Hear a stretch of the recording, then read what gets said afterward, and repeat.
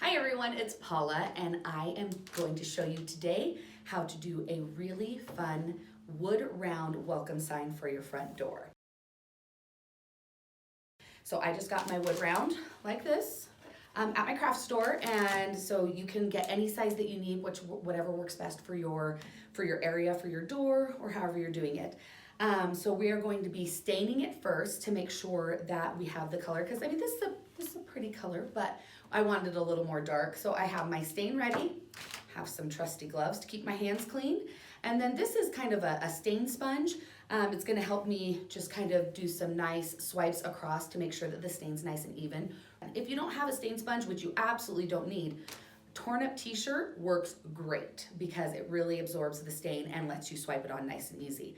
I had some extra packing paper that came in a package that I ordered, so I just put this over my tabletop to protect my tabletop, and I also have my apron that I'm gonna throw on to protect my clothes so that we don't get this stain on us, because remember, it is stain and it is going to stain whatever it touches. All right, let's get going. Remember, with stain, a little goes a long way. You don't wanna have too much on there or else you'll have a lot of like spots, darker spots. So you just wanna dip it in and then do a quick swipe across, and then it will make sure that it's all kind of even and nicely done. All right, so we've got it all stained, and just so you know, with wood grain, it's not all gonna be the same color because it's gonna take to the wood differently. So you can see it has a nice variation just like natural wood. It's just a little bit darker than it was before. That's what we have now. We're gonna let this sit and dry, and so it can be nice and dry, and then we can get our iron on, put on our wood round.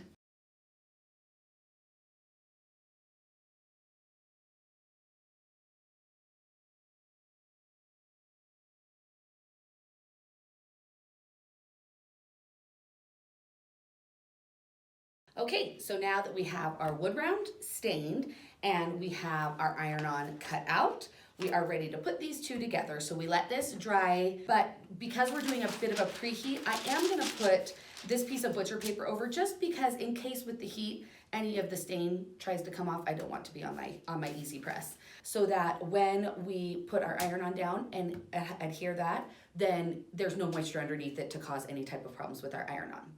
So I used the Cricut Easy Press Heat Guide, and it said for wood using everyday iron-on, we are going to go at 300 degrees for 40 seconds. This is just our preheat, so we're just gonna do it for about 5 seconds in each spot. So we're just gonna get that like that, and then we're gonna scoot it over here, and then cut the edge there. See, you can see the moisture actually coming out. So I'm not lying when I tell you, it happens. All right, now we're going to take our iron-on material. So I had, when I designed this in Design Space, I made it for a 17.5-inch circle because that's what I'm working with, and you can like modify that however you need to, but we're just gonna match up these edges here. Make sure they're matched right up so that everything's straight. And then we're just gonna kind of press it down. So the carrier sheet on iron-on is sticky, so that helps hold everything in place. And because I'm using my 9x9 Easy Press, it is going to take me a couple of presses to make sure that everything gets done the way it's supposed to be. So let's start right over here. And it does say to give it firm pressure. So instead of just resting my hands on it, I'm really pushing down with my arms on it. You want to make sure that you have a really firm like table or surface underneath you, nothing that'll flex against when you're pressing down. Okay, so now we're going to move on to this part. We're going to hit that again. Also, because we're using the iron-on and because this is going to be on my front door, I don't plan on sealing it with anything. The wood is stained, but I'm not going over it with any type of sealant or anything like that. It'll be on my front door, and it's actually going to be out there when the weather's kind of decent, so we shouldn't have to worry about too much of like the hard weather that we might have to worry about peeling or anything like that. All right, we're going to let this cool down, and then we will peel it off.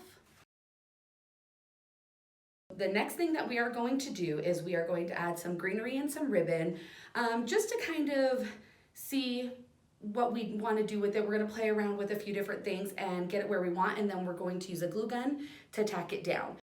Make sure you play around with it a little bit and kind of have fun with it. Make sure before you put it down with the glue gun that you have it really where you want it to be, and you know what you want to look like. Look at that. I love it. I think it's gonna look so cute on my front door. Just for hanging purposes, if you have like a wreath hanger over your door or a hook or anything like that, you're gonna wanna use some twine, and you're going to wanna use a stapler to really, because this one's kind of heavy and you want it to be nice and even, so when it hangs on it's really sturdy and it's not flopping around on your door. So you'll just add some twine onto the back or even some hanging wire.